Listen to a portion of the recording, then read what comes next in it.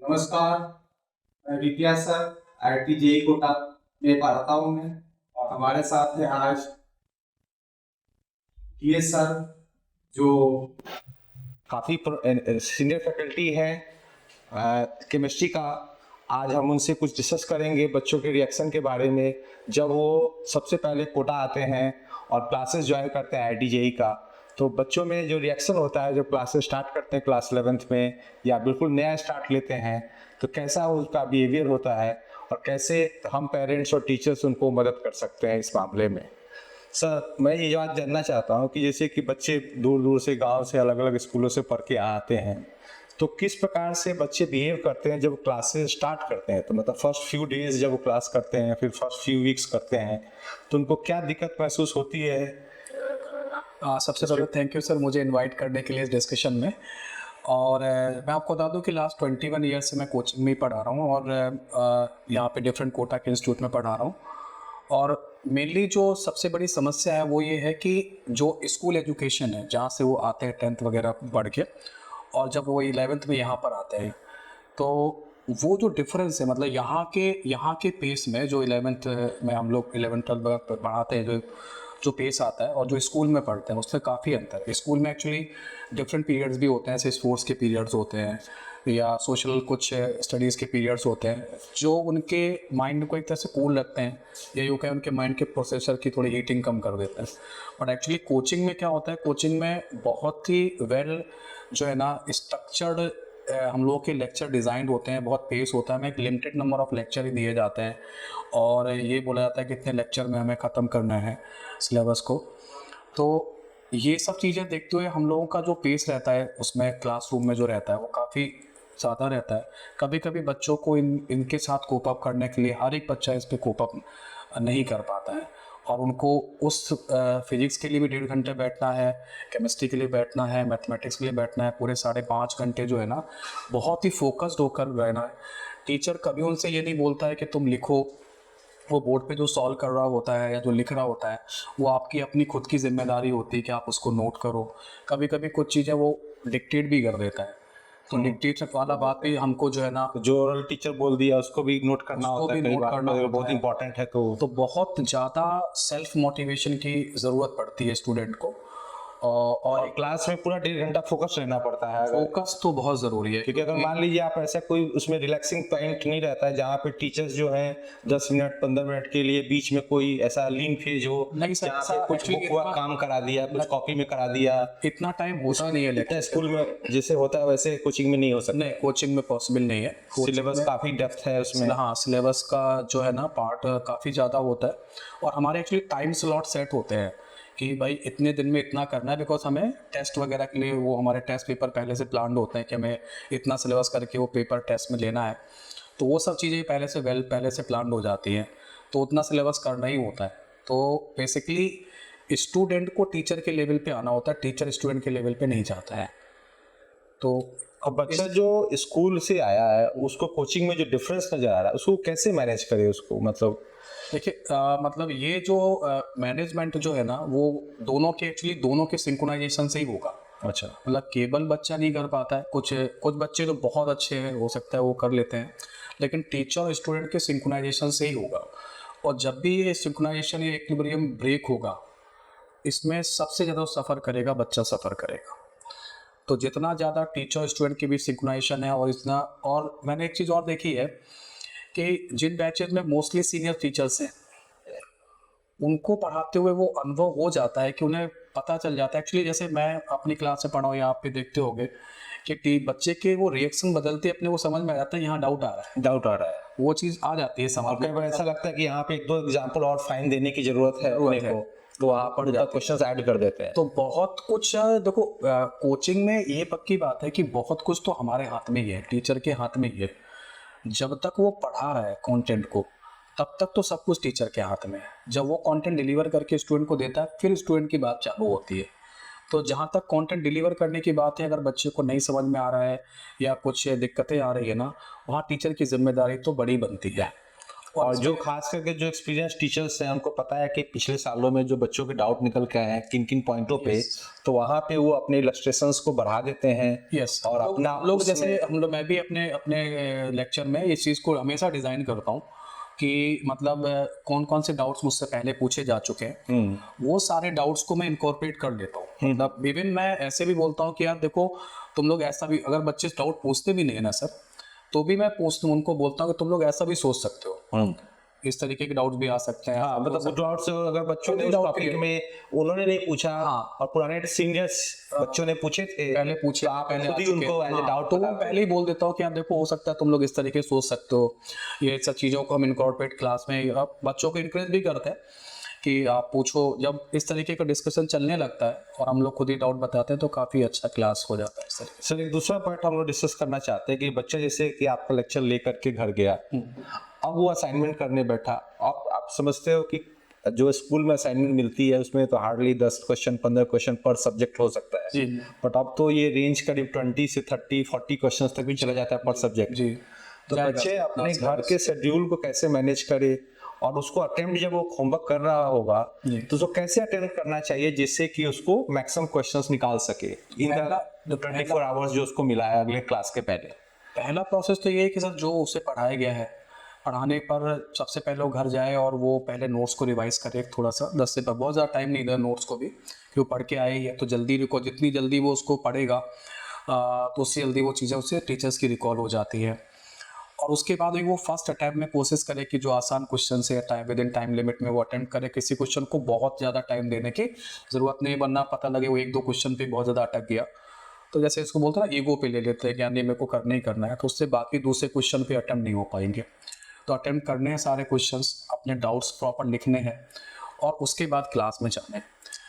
Class क्या ये attempt वो बच्चे 2 राउंड में सजेस्ट करते हैं आपकी 2 राउंड में वो करें? मिनिमम 2 होने चाहिए, क्योंकि फर्स्ट राउंड में हो सकता है कि इतना पहले बार में हम लोग क्या होते हैं, वो जो टीचर वो नोट्स रिवाइज करता है, पता है क्या होता है, टीचर जो फ्रेम बना के भेजता है माइंड में, भाई हम लोग जैसे स्टार्ट करते हैं तो हमें पता होता है पहले पॉइंट से लेकर आखिरी पॉइंट तक लेक्चर के कैसे जाना है, तो हम लोग वो सारे डॉट्स उसके माइंड में क्रिएट कर देते हैं, वो सारी चीज़ें बता देते हैं पूरा, तो पहले वो टीचर के फ्रेम में ही सोच रहा होता है। बट जो हमारे असाइनमेंट बने होते हैं वो हम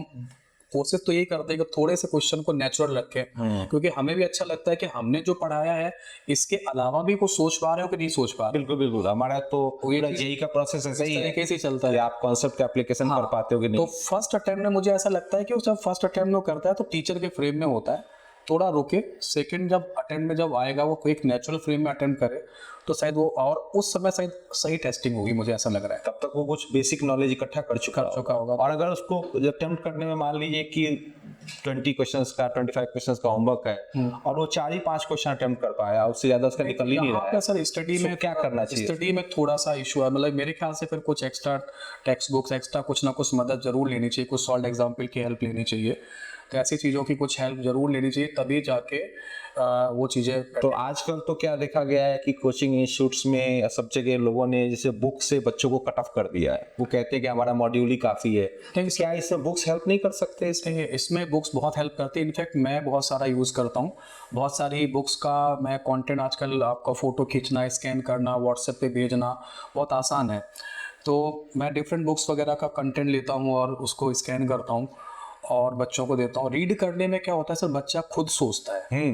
तो खुद के जब उसके माइंड में चीज़ें बनती हैं तो वो काफ़ी अच्छा करता है। बुक्स तो 100% जो है ना वो करनी चाहिए सर। ये बुक्स मतलब आप ऐसे समझो कि जैसे आप किसी प्लेयर को केवल इंडियन पिच पे ही खिलाते रहो और जब वो ऑस्ट्रेलिया या किसी दूसरे पिच पे जाए और वहाँ पे जब उसके सर तक बॉल आती है तो समझ नहीं पा रहा है। तो बुक्स में क्या होता है, बुक्स कभी एक पैटर्न पे नहीं है, कोई भी बुक्स है उनका, बुक्स में क्या डिफरेंट पैटर्न्स में होते हैं क्वेश्चंस, जब उनको सॉल्व करते हैं उनसे भी उनका जो है ना एक तरह से एग्जामिनेशन टेम्परामेंट या क्वेश्चन को अटेंड करने का तरीका बढ़ जाता है। तो बुक्स पढ़ना और अटेंड करने में कोई समस्या नहीं, बिल्कुल करना चाहिए। और अगर ऐसी कोई दिक्कत आ रही है जहाँ पे अगर आपके कॉन्सेप्ट में कोई दिक्कत आ रही है तो टीचर से भी कंसल्ट करें और बुक्स जरूर करें, आपको डेफिनेटली फ़ायदा होगा। बुक्स करने सर किसी को नुकसान नहीं हुआ है अभी तक, करना चाहिए एक प्रिस्क्राइब्ड सिलेबस या एक उस पर, और एक लिमिटेड टाइम ही देना चाहिए क्योंकि आपका असाइनमेंट करने में बहुत टाइम लगने वाला है, तो आप एक टाइम मतलब एक सपोर्ट सिस्टम तो होना ही चाहिए, मतलब उसके लिए इस तरीके का बुक्स का सपोर्ट सिस्टम जरूरी भी है। और जब बच्चा होमवर्क करके नेक्स्ट डे इंस्टीट्यूट पहुंच रहा है, उसके डाउट्स इकट्ठे हो चुके हैं, तो डाउट्स को रिड्रेसल कैसे करें, मतलब कैसे वो डाउट पूछे इंस्टीट्यूट में, क्वांटिटी ऑफ डाउट्स कितने हैं उसके हिसाब से आपको जैसे कर सकते हैं क्या करना चाहिए। मैं अपनी इनफैक्ट मुझे लगता है आपकी क्लास में भी आपको इतना एक्सपीरियंस है, मुझे ऐसा लगता है कि हम लोग क्योंकि असाइनमेंट हमने खुद ही बनाया होता है, स्पेशली हम लोग तो खुद ही बना रहे हैं अभी, तो हमारे तो उसमें क्या होता है कि हम लोग खुद ही जो सीनियर टीचर्स होते हैं उन्हें पता रहता है कि कौन कौन से क्वेश्चन में डाउट होगा, मोस्टली मालूम रहता है, टीचर्स तो मोस्टली बता देते हैं वो ज़्यादातर चीज़ों में। फिर अगर ज़्यादा डाउट्स अगर आ रहे हैं तो बेस्ट तो यही होगा कि जिस टीचर ने पढ़ाया है उसी टीचर से पूछा जाए। बट ये तो इंस्टीट्यूटों में कई बार संभव नहीं होता, फैकल्टी तो हमेशा ऑन द रन क्लासेस लेते रहता है। हाँ सर, ये तो फिर उसमें मेरे साथ भी कैसे होता है। कैसे वो बच्चों को टाइम देगा, मान लो किसी के मान लीजिए 20 क्वेश्चन में से 5 ही निकले, अब उस दिन का टाइम फ्रेम है, उस दिन उसका दूसरा लेक्चर भी रिसीव करना है, फिर उसका होमवर्क भी आना है, तो जो 15 क्वेश्चन का बैकलॉग मान लो किसी स्टूडेंट का आ गया, तो उस समय तो वो टीचर कैसे इफेक्टिवली हेल्प करेगा उस बच्चे को। कोचिंग वाले में थोड़ा सा प्रॉब्लम है, क्योंकि ऑब्वियस सी बात है कोचिंग टीचर्स जो स्पेशली एक्सपीरियंस टीचर्स होते हैं तो कोचिंग उनका मैक्सिमम यूटिलाइजेशन भी करती है और उनके पॉइंट ऑफ व्यू से लेक्चर ज्यादा भी होते हैं, लेक्चर ज़्यादा भी होते हैं उनके, और पॉइंट ऑफ व्यू से गलत भी नहीं है इस चीज़ का, वो ज़्यादा यूटिलाइज, तो उनके पास थोड़ा सा टाइम कम होता है। मैं भी इस चीज़ को फेस करता हूँ कि जब मैं कम ही टाइम दे पाता हूँ, 15 मिनट का गैप होता है उसके 2 लेक्चर के बीच में इस तरीके से, और शायद ये मेरी एक इसीलिए शायद मैं चाहता हूँ कि मैं अपनी पर्सनल कोचिंग में आऊँ और मैं अच्छे बच्चों को अच्छा टाइम दूँ, अच्छे से मेंटर करूँ, और जो रियल रिक्वायरमेंट है बेसिकली, क्योंकि बच्चे अब सर थोड़ा सा मुझे ऐसा लगता है आपका भी ये पॉइंट ऑफ व्यू होना चाहिए, मतलब आप क्या कि बच्चे थोड़ा डिमांडिंग है, मतलब अब केयर ज़्यादा ज़रूरी है, मतलब अब बड़े क्लासरूम और उतना थोड़ा मुश्किल रहता है, केयर की ज़रूरत ज़्यादा है बच्चों को,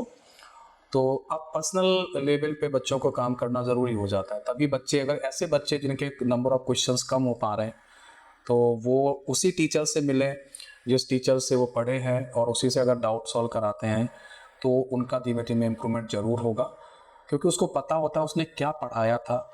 और इसके दिमाग में कितना कॉन्सेप्ट बना है और ये अब कहाँ फंस रहा है। और इसमें जैसे कि बहुत सारे सिस्टम्स में हमने देखा है कि बहुत लाइन ऑफ फैकल्टीज बैठी रहती हैं डाउट बताने के लिए,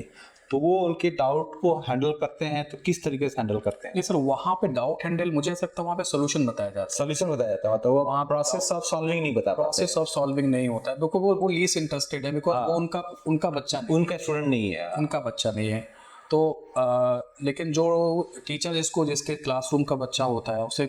जब उसने कभी खुद बताया होता है तो उसे लगता है कि यार इसको कैसे समझ में नहीं आया, कहाँ दिक्कत आ रही हाँ दिक्कत आ रही है, है, बट वहाँ पे एक वही प्रॉब्लम है कि वो तो केवल उसका सोल्यूशन बता पाता है। मान लीजिए क्वेश्चन 10 पूछेगा, 10 का सोल्यूशन बता देंगे वो। सर सोल्यूशन आप 10 का 20 का भी आप जानते बता हो, दें। वैसे तो सबके सोल्यूशन अवेलेबल ही आजकल तो ऑनलाइन लोगों को सोल्यूशन मिलने लगे सोल्यूशन हैं easily। देखने से वो नहीं आएगा, ये जिस एग्जाम की तैयारी हो रही है IIT वगैरह की, इतना टफ कंपटीशन है, सोल्यूशन देखने से नहीं हो पाएगा, मतलब आपको प्रोसेस जानना ही पड़ेगा, तो जब तक आपके दिमाग में प्रोसेस नहीं आता है तब तक भाई, एक्चुअली लर्निंग के भी 2 स्टेज है, आपने क्या सीखा और क्या अप्लाई करना है, इन दोनों के भी अगर आपने अच्छा सीख लिया है तो थोड़ा प्रैक्टिस कम चल जाएगी, लेकिन आप सोचो प्रैक्टिस से आप सीख जाओगे तो वो प्रॉब्लम दिक्कत तो है। उसमें तो सीनियर टीचर्स का काफी रोल हो जाता है सर, कि आपको सही इनपुट, सारे इनपुट्स का एग्जॉस्टिव इनपुट्स मिले कि नहीं मिले। वो उनको पता होता है सर, मतलब ये चीज़ पढ़ाते हुए हमें पता चल जाता है कि इवन आपको मैं बताऊं, जैसे मैं फर्स्ट लॉ ऑफ थर्मोडायनेमिक्स तक जब थर्मोडायनेमिक्स पढ़ाता हूँ तो वहाँ तक आते आते मैं करीब करीब एक ही क्वेश्चन कराता हूँ, अच्छा, और वो सफिशिएंट होता है, लेकिन उससे पहले तक मैंने पूरी डिज़ाइन की हुई होती है, हर चीज़ डिज़ाइन कर दी होती है, हर फॉर्मूले को डिज़ाइन कर दिया होता है, हर चीज़ बताती होती है, और वो एक क्वेश्चन ही सफिशिएंट होता है, तो ये एक्सपीरियंस से ही आता है कि यार आपके कहाँ पे ज्यादा क्वेश्चन डालने हैं, आपका कहाँ डालने हैं। आता है कि यार कि आपका कभी कभी एक क्वेश्चन भी इतना सफिशिएंट है कि वो 50-100 क्वेश्चन आपके बच्चों को करवा देगा कि यार एक क्वेश्चन करो, और मैं हर बार बोलता हूँ इसी को दोबारा कर लेना, अगर डाउट आ रहा है तो इसी को दोबारा लिख लेना और दोबारा से फिर कर लेना, तो अगर डाउट आएगा तो आपका डाउट सॉल्व हो जाएगा। ये सर एक्सपीरियंस है। सर एक बात और डिस्कस करना चाहता हूँ मैं कि जैसे कि बच्चे स्कूल एग्जाम में जो परफॉर्मेंस लेकर आते हैं, फिर यहाँ पे जब उनका कोचिंग में पहली बार टेस्ट होता है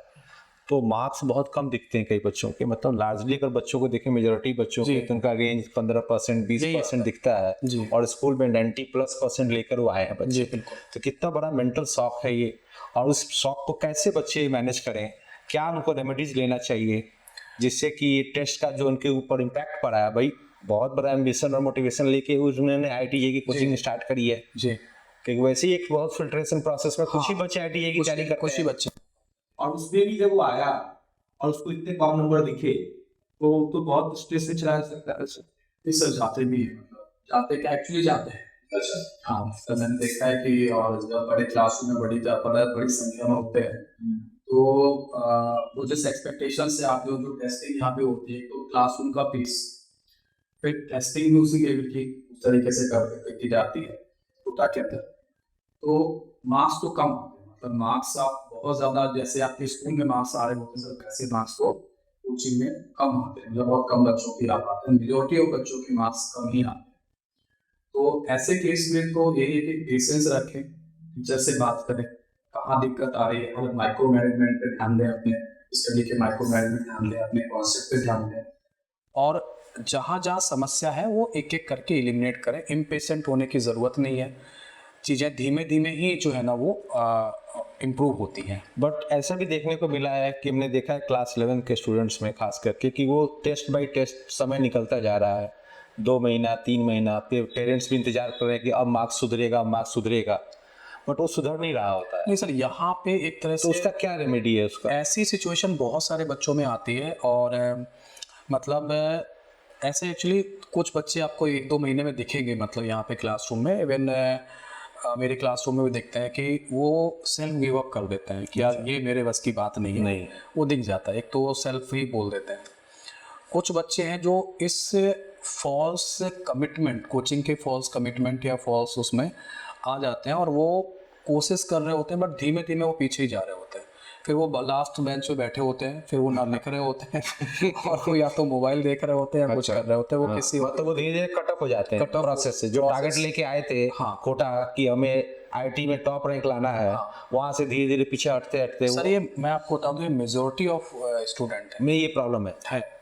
तो इसका कोई रेमेडी कोचिंग क्लासेस में नहीं है, आप क्या कर सकते हैं इसके लिए बताइए? सर मैं बता दूं, एक बार जब बैच डाउन होना शुरू होता है ना, अच्छा, तो बैच डाउन होने के बाद बैच ऊपर कैसे आएगा ना, इसका प्रोसेस किसी के पास नहीं है। तो हाँ, इसका पास कोचिंग के पास तो नहीं है, बिकॉज उसका सिंपल सा रीज़न है, कोचिंग टीचर का ये कंसेप्ट है कि जो बच्चे सीख रहे हैं ना उन पे उनका फोकस ज़्यादा ही रहता है, क्योंकि ऑब्वियस सी बात है, क्योंकि उन्हें एनर्जी भी वहीं से मिल रही होती है और उनका काम भी जो है ना, क्योंकि वो जो लिमिटेड नंबर ऑफ लेक्चर का प्रेशर है, ऐसा नहीं कि हम करना नहीं चाहते हैं, मतलब ऐसा बिल्कुल नहीं है कि हमारी कोई इंटेंशंस नहीं है कि हम उन बच्चों की हेल्प नहीं करना चाहते हैं, बट एक्चुअली हम खुद ही हेल्पलेस होते हैं जब उसमें उस सिस्टम का पार्ट होते हैं। तो बहुत ज़्यादा ऐसे बच्चों को बहुत ज़्यादा केयर की ज़रूरत होती है, और आपको कुछ लेवल पे काम कर लेना चाहिए। मैं पेरेंट्स के लिए बोल देता हूँ कि भाई आप चेक करो कि क्या आपका बच्चा, जो बच्चे ऐसे हो गए जो बिल्कुल एक दूसरे सेल में चले गए हैं, क्या ऐसा तो नहीं कि आपका बच्चा साइंस के लिए नहीं बना है? पहला बात तो ये ऐसा भी हो सकता है कि साइंस एप्टीट्यूड, लेकिन जनरली क्या हुआ है कि बच्चे जो आते हैं कोचिंग इंस्टीट्यूट में, आजकल फिल्ट्रेशन प्रोसेस ही नहीं है, फिल्ट्रेशन नहीं है, तो कहीं आपको चेक तो किया नहीं गया, आपने उनका इंस्टीट्यूट सेलेक्ट किया, फीस भरा, काम शुरू। तो हो सकता है कि आपका बच्चे में का जो सिलेक्शन भी aptitude- आपको बताओ कैसे हो रहा है, हाँ। कि बच्चे मास में बेवकूफ बनना चाह रहे हैं कि अच्छा इसके भी तो कम नहीं आ रहे हैं ना, तो मेरे भी कम आए तो क्या तो मास में छिपना चाह रहे हैं, मास में छिप रहे हैं। मतलब अगर आपके क्लासेस में थोड़े बच्चे अगर मान लीजिए 50-60 के रेंज में अगर आप ये बोले तो कि आप नहीं, मैं isolate कर आपको सकते पर्सनली हैं। अच्छे से पढ़ा दूंगा, ऐसा कुछ कर दूंगा, तो जो है ना, मतलब इसको लोग उतना इनकरेज नहीं करते हैं। बट ये तो जनरली वो हुआ है कि जो बच्चे पीछे जा रहे हैं, जो बच्चे अच्छे कर रहे होंगे वो तो नेचुरली टीचर से काफी मोटिवेटेड होते हैं और काम करते हैं, वो करते हैं, और फॉलो करते हैं आपके हर एक दिन के इंस्ट्रक्शंस को अच्छे से फॉलो करते हैं। बिल्कुल फॉलो करते हैं। मतलब एक बार किसी ने मुझे पूछा था कि आप, मेरा बच्चा जो है ना वो थोड़ा सा बिगड़ा हुआ है, थोड़ा मोबाइल देखता है, इस तरीके से करता है, सब चीज़ें हैं, क्या कोचिंग में करा दें क्या? तो मैंने उनको एक सजेशन दिया था, कोचिंग पर्सनालिटी डेवलपमेंट क्लासेस नहीं है। तो मैंने कहा यहाँ बल्कि और प्रॉब्लम आ जाती है, क्योंकि रिगरस फिजिक्स केमिस्ट्री मैथ पे पूरा काम चल रहा होता है, और वही और बहुत पेस में चल रहा होता है, डिसिप्लिन में चल रहा होता है। तो ऐसे बच्चे जिनका स्कोर कम आ रहा है, उनके सजेशन ये है कि पहले तो ये चेक करें कि यार कहीं साइंस एप्टीट्यूड के बच्चे, मतलब फिजिक्स केमिस्ट्री मैथ ही अच्छे से नहीं आती उस समझ में, साइंस एप्टीट्यूड ही नहीं है। अब जब साइंस ही एप्टीट्यूड नहीं है तो बेटर है कि आप ये फील्ड छोड़ दो। देयर आर मैनी अपॉर्चुनिटी, बहुत सारी अपॉर्चुनिटी है, आप दूसरे फील्ड में जा सकते हो। बट ये पेरेंट डिसीजन नहीं ले पाते। पेरेंट्स के साथ एक प्रॉब्लम ये रहती है कि उन्होंने शूट का फीस पेरेंट्स भर का दिया भी है, पेरेंट्स का फिल्टर है। अगर आपका बच्चा ये दिख रहा है, अगर आप ऐसे कोशिश कर सकते हो कि एक दो लेक्चर वगैरह कहीं और देख कर देखो कि बच्चा क्या उससे कर पा रहा है। या मैं आपको ऐसा एग्जांपल देता हूँ, हमें कोई बीमारी हो जाती है ना, तो हम एक सेकेंड ओपिनियन या एक डॉक्टर से मिलते हैं, 2 डॉक्टर से मिलते हैं। मैं आपको एक बहुत रियल लाइफ एग्जाम्पल देता हूँ। मेरा एक फ्रेंड है, उनका आँख में कुछ प्रॉब्लम हो गया था, तो कम दिखता था। तो 5-6 डॉक्टर से मिला, सब ने बोला कि ये हो गया, ऑपरेशन तक की भी नौबत आ गई। एक्चुअली उसे टीबी हुआ था। तो ये किसी ने ये जाके डायग्नोस हुई 6वें डॉक्टर ने बात की, तब जाके इस चीज़ के तो इसका मतलब आप ये भी कह रहे हैं कि जैसे कि आप एक सिस्टम में पढ़ रहे हैं तो आप उसके ऊपर फुली ब्लाइंडली या फेथ ना करें। नहीं करना। आपको हो सकता है कि आपके बच्चे के पढ़ने का टेक्निक अलग हो। बीमारी जैसे ही है ना, एक्चुअली प्रॉब्लम आई है ना, हाँ, प्रॉब्लम आई है तो आप डिस्कस किससे कर रहे हो? जिस सिस्टम ने प्रॉब्लम दी है, हाँ सही बात है, आप उसी से डिस्कस कर रहे तो हो। उनके पास 2 चीजें, या तो सोल्यूशन वो देंगे या सोल्यूशन ये हाइड करेंगे। हाँ, प्रॉब्लम को हाइड करने की कोशिश करेंगे। तो बेटर ये है कि आप सेकंड ओपिनियन ले लो। इतने सारे इंडिविजुअल टीचर्स हैं, इतने सारे लोग हैं, इतने एक्सपीरियंस टीचर्स हैं, आप हैं, मैं, सब लोग हैं, तो आप आके एक बार मिलो, तो आप बात तो करो कि कहाँ पे दिक्कत आ रही हाँ, है। कई बार ऐसा हमने देखा है, मतलब अपनी क्लासेस में कि भाई कोचिंग इंस्टीट्यूट से बच्चे आते हैं तो वहाँ तो बहुत घबराए हुए थे, हाँ, बट हमारे यहाँ पढ़ कर धीरे धीरे वो लर्निंग शुरू कर दिया नहीं उन्होंने, सर आप, और वो उसके बाद वो मैदान में जम गए। हाँ, अपने को तो मेनली इशू ये रहती है कि 11th में बच्चे का स्ट्रॉन्ग फाउंडेशन बनना नहीं, चाहिए। मैं आपको ऐसे एकदम रियल एग्जांपल बताता हूँ। अगर मैं जैसे जो चैप्टर मैं अपने वहाँ पे जाके 7 से 8 लेक्चर में पढ़ाता हूँ, तो अपने बच्चों को जब पढ़ाने पर बैठा तो क्योंकि बिल्कुल 1-to-1 पढ़ा रहा था, तो 2 मतलब वो 3 या 4 दिन में भी खत्म हो गया 5-7 ने, क्योंकि बिल्कुल 1-to-1 ही पढ़ा रहा था, क्योंकि उसी को तो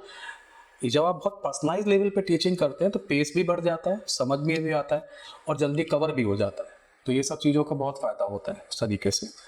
और मास को एडजस्ट करना और कम लोगों को एडजस्ट करने में, पर्सनलाइज में डेफिनेटली बहुत अंतर है। और जब बच्चे जैसे इस तरीके का कोचिंग से ज्वाइन करते हैं बिल्कुल शुरू में,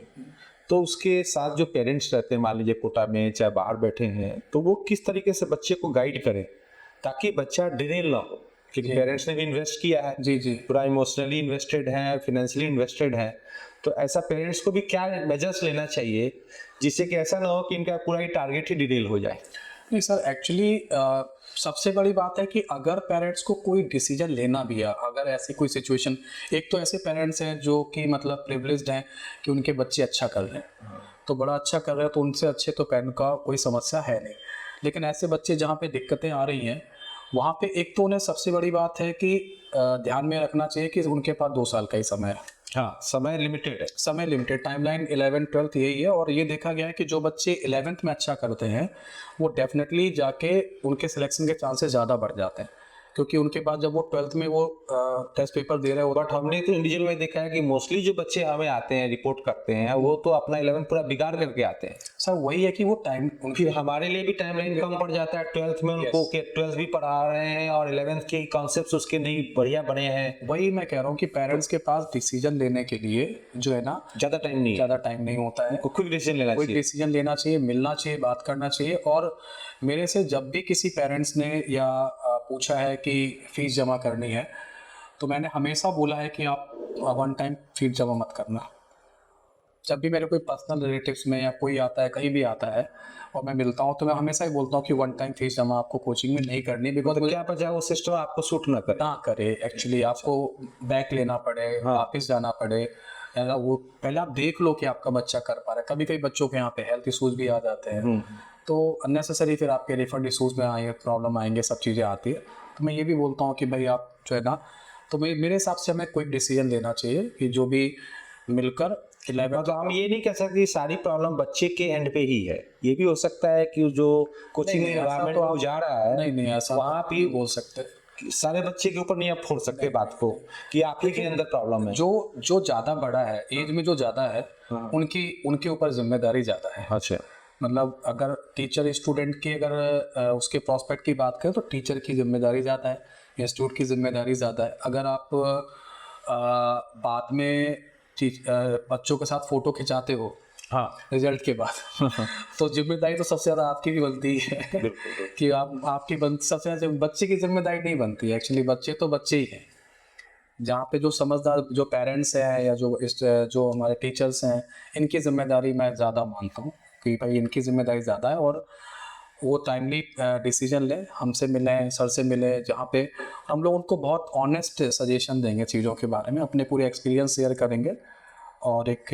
बेस्ट जो दे सकते हैं सर वो अवेलेबल है। सर थैंक यू सर, बहुत अच्छा लगा आपसे ये सब बात सुन करके। और मुझे ऐसा लगता है कि पेरेंट्स जो अभी बच्चों को IITJEE फील्ड में उतार रहे हैं, उनको इन डिस्कशन से कुछ इम्पॉर्टेंट स्टेप्स लेने के तरीके पता चलेंगे और वो बेटर डिसीजन ले करके अपने बच्चे का कैरियर भविष्य अच्छे से सुधार पाएंगे। Thank you.